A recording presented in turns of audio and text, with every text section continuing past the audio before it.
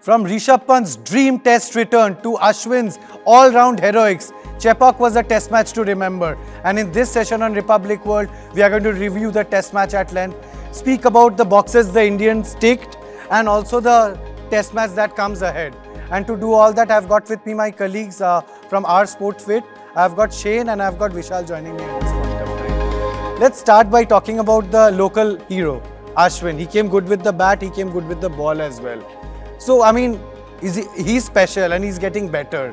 You think they are going to play him in the second test match as well? Because I feel once, the other test match, they go to Australia, I think it's very tough for Ashwin to get a chance. So, you think in the home series, he's going to play all the test matches? I mean, see, Ashwin is there's always a debate or a question mark over him, right? Because when you're talking about, as you rightly pointed out, overseas test matches, he tends to often be the first person dropped. If you're going with one spinner, Ravi Jadeja has been in recent years that preferred option. So he definitely, though, is someone I'd want to be playing at all times when it comes to home conditions. Home conditions, he's got to be playing. There's no two ways about it.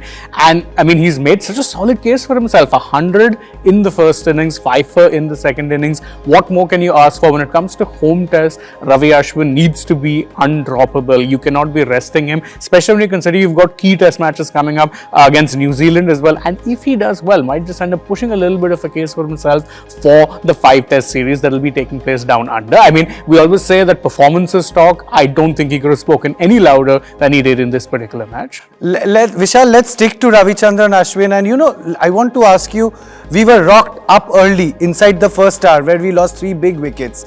And then what, according to you, do you think Ashwin and maybe a Jadeja did, which the top order batters did not do? Did the ball get a little old? Vishal, what is your reckoning? Yeah, absolutely. The ball did get little old, but also the Ashwin is a good batsman. If you consider him playing in India, he's a good batsman, and even Jadeja, he also plays well in India. So they both like to bat together, and Ashwin showed why he is considered one of the greatest all-rounder in test matches for India. Not just in India, but across the world. I have, something, now let's talk about Rishabh Pant. Something I saw about Rishabh Pant in this test match was, he looked absolutely assured, Shane. I mean, he looked assured from the word go. And throughout his knock, till the time he was there in the middle, he looked assured, and he was, whenever he wanted to go to the 5th gear, he was going there.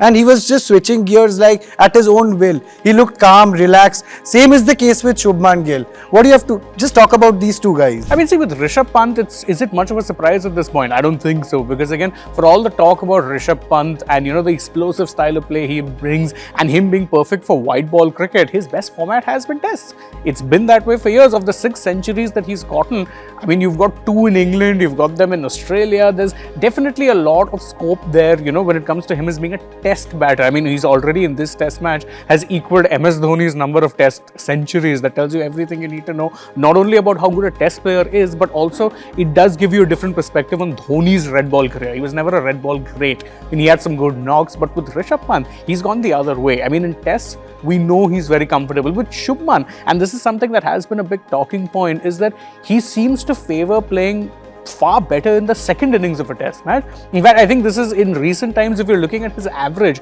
it almost doubles. Absolutely. If you're looking at the second innings, he's averaging 23 or something in the first innings of a test match, and the second innings that jumps all the way up to 42. So he's very, very good. In fact, if you think of his most memorable knocks at Gabba, that 89, it was in the second innings. The century against England earlier this year came in the second innings. Here too, another century in the second innings. He just seems to flourish in that particular situation. So I think it's good really that India have these 2 guys in, good form, because again, you always talk about the big guns when you're looking at test cricket. Rohit had a test to forget, so did Virat. But the fact that you have the guys like Gill and a Pant performing well, it just bodes well for India.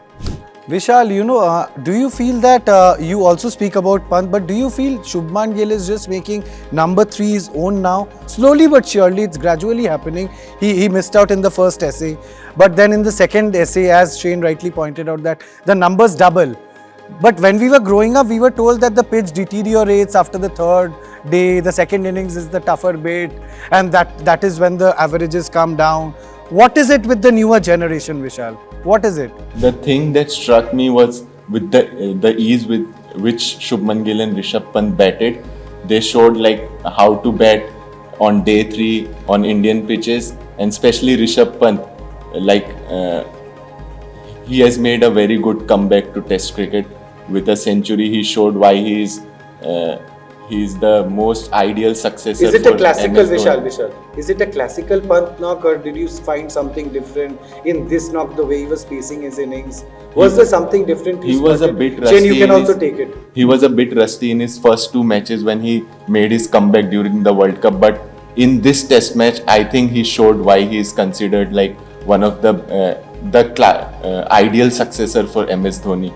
Easy to say that he shut the door on the other 2 guys. Yeah. I mean, at this point, And Test is his format. yes, at this point, the Test spot is his to lose. Let's be very fair. I was surprised, as a lot of people were, when he got a free pass into the T20 World Cup side, because there I was thinking T20s and T20Is in general has possibly been his weakest format. In Tests, I have no problem. No problem whatsoever, due to the very simple fact that he has just been phenomenal in this format, and this has been true especially for if you're looking at his overseas knocks. In India, we know he tends to perform well, which is true for a lot of batters because he tends to be a little more counter-attacking, and in recent years, I think Indian pitches have become a little more lottery-ish, which means a counter-attacking batter, there are rewards there for you, but he's done so well in overseas conditions as well. I mean, sure, you can say his glove work was a little patchy, he had that one miss But I think of even on Sakin. that quarter, he's improving. Of every course, day. he's always improving and he's steady. The thing is that obviously it's going to take him a little time. I mean, he was out with an injury. Since then, mostly only played white ball cricket. The demands of white ball vis-a-vis the demands of red ball, very different, especially on wicket keepers. It's probably one of the toughest jobs. So I think he's done about as well as you'd expect him to do on his Test comeback. I have one question. With 6 centuries, 11 half centuries, of which 5 scores of 90s, is Pant already India's greatest wicketkeeper batsman?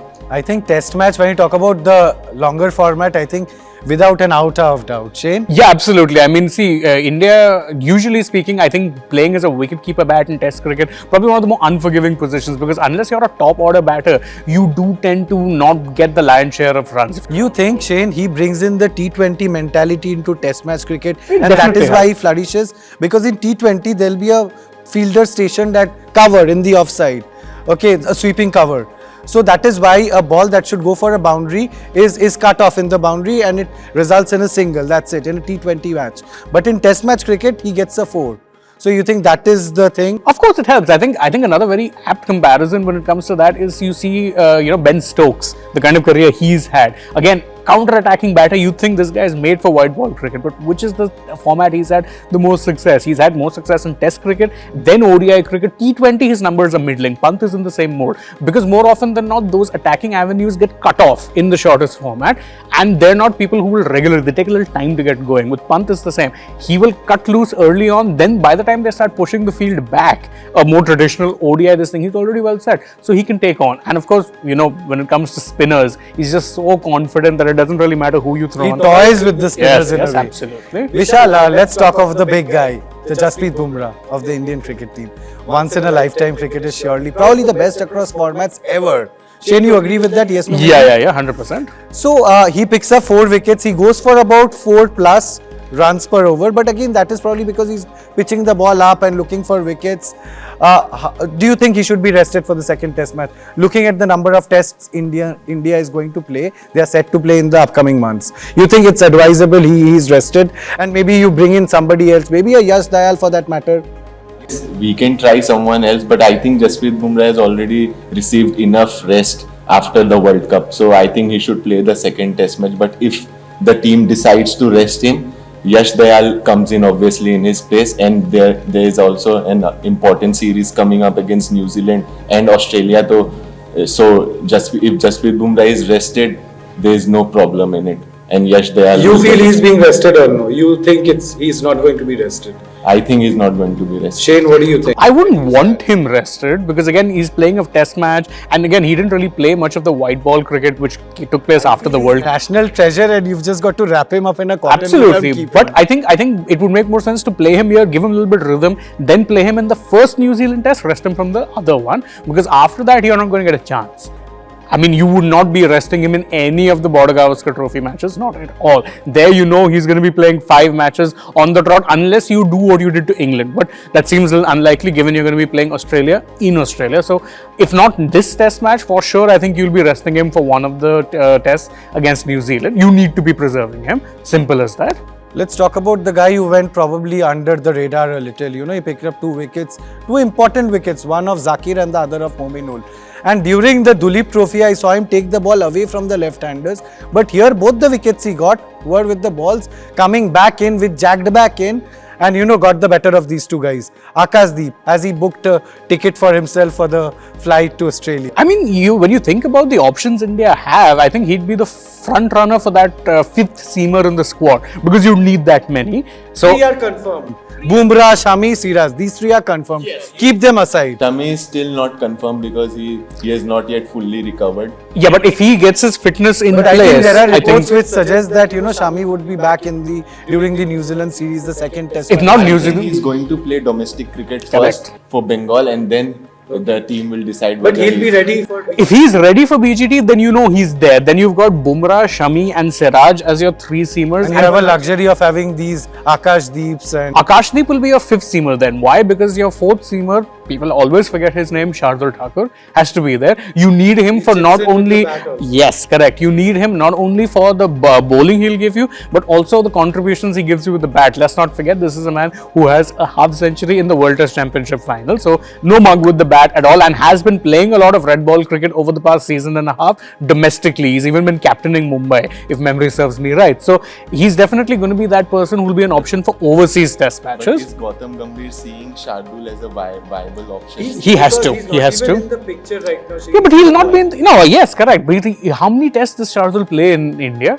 Think back to that. Most of his test matches, he plays a lot of domestic cricket, but most of his test matches are overseas, where you need him as a 4th bowler as well as a 7th, 8th batter. So you need him there. In that bracket. You don't. You had a Hardik Hardik, stopped but playing. Hardik has not played test matches for years. So Shardul is your next best option. few videos that were going viral on social media where Hardik was bowling with a red ball. It's all wishy-washy. Not happening. Not happening. I want to ask you another question, Vishal. Some time back, maybe a few months back, the last time India played a test series, Mukesh Kumar was ahead of Akash Deep in the pecking order. Shane, you'll agree with me. What has changed? Is it that extra 5 kmph that he had in his bowling? It's That has made all the also difference? no. It's also because Mukesh's confidence has taken a hit. I feel if you go back and watch the series against England, he was very good when getting the ball to move, but afterwards, if the England batters But I generally think tended to they're target right him. Yeah, but I think Akash Deep is a bit more nippy. So that really helps. He gets that zip in his bowling. And he's also a little on the face. During the Zimbabwe series, Yeah. After he gets hit for a few runs, his confidence drops. Correct. That's the problem with Mukesh right now. And you saw that very explicitly during the England tour as well. Because again, England came here and every time the openers, I remember it was Crawley and Duckett, they would really take to Mukesh early on to the point where you had to actually drop him. You didn't have a choice. So I think there is another place where Akash Deep is really, moved in and ahead. Again, he's not someone who He's only closing relies in on swing. Siraj maybe in that Yes, way. yes. Because with Siraj also, his test numbers are a little mixed. When he's on song, he can run through opposition, but he also tends to get targeted. I remember England were targeting him a lot as well because they couldn't target a Bumrah. They were not targeting him. They were looking to target Siraj, but they were also looking to target Mukesh. So Siraj is another one. If he gets hit a little bit, rhythm tends to But drop. Siraj has a better fighting mentality Correct. than Mukesh. Correct. And that's why he stays ahead in the pecking order. Also the fact that he can run Siraj through is that opposition. never give up kind of a guy. Never give up kind of. So actually now if you're looking at the pecking order, Virat Kohli of bowlers. but now if you're looking at the pecking All order, RCB, yeah. Akash Deep, then who also incidentally you're talking RCB, Akash Deep I think is right up there in terms of if you're making that squad and you have 5 pacers which you will need, then he's going to be there. He has to be there. And hoping that Yash Dayal gets a look in the second test match. So you know where we stand. Exactly, but I think Yash Dayal will get a look in, if not necessarily in the second test, potentially maybe for the New Zealand series, because I know people say, oh, New Zealand, but New Zealand and Test aren't the same beasts as they were, say, in 2021. It's a very different team now, and they do tend to struggle a little bit in Indian conditions, so won't be the worst idea to give him a look in there either. You're seeing Yash Dayal at some point. You know, we cannot end this program without speaking about, of course, Virat Kohli. He got 23 runs in this test match, 2 outings, and I felt he was a little unlucky in the second outing. Could it be a problem with the technology where maybe it was bat hitting the pad and that kind of a thing? See, I mean, technology is one thing, but I think if you ask me with Virat, he needs game time under his belt. That's really been his problem. He hasn't played an awful lot of test cricket, and you're going to see that little bit of scratchiness. I mean, how did he fall in the first innings? The classic Virat Kohli mistake. Hard hands on the fourth stump. That was something we thought. That's very instinctive. Yes. And in 2014, that was what Jimmy Anderson was exploiting like crazy. But the fact that that is there shows that there's a bit of rust. So I think he needs game time because he looked better in the second innings. Now, coming to think of it now, Vishal, you think that may not have been the right choice? Both looked a little rusty. I'm very surprised considering now, the kind of emphasis that the board secretary himself has on domestic cricket, that these guys weren't asked to play a little bit domestic to get that rust off. Because again, they've not played red ball in months. The last red ball assignment that India had prior to this was England, which was prior to the IPL. Kohli didn't play a single ball there, lest we forget. So he's really, the last test match he's actually played was in South Africa. But again, are we looking too much into it? No, I don't think so. But that's the thing. You want him in good form or in rhythm. Had he got 100 here, he would have rested in the second test match. No, I think he would have still played. He would have still played. Okay. You need to be playing him. You need to be playing these guys. They've not played red ball cricket, actually. And wouldn't surprise me if what you said happened. But I do think you need to be playing them. Maybe rest them once here or there. So yes, we reviewed the test match at length and we got a proper perspective as to where India exactly stands. These 12 points that will add up to their WTC tally is going to be very important in the upcoming days. We'll figure that out. Thank you so much for joining us on Our Sport Fit. Stay tuned to this channel, subscribe to this channel for interesting videos and everything. We'll cover everything across sports. Thank you so much.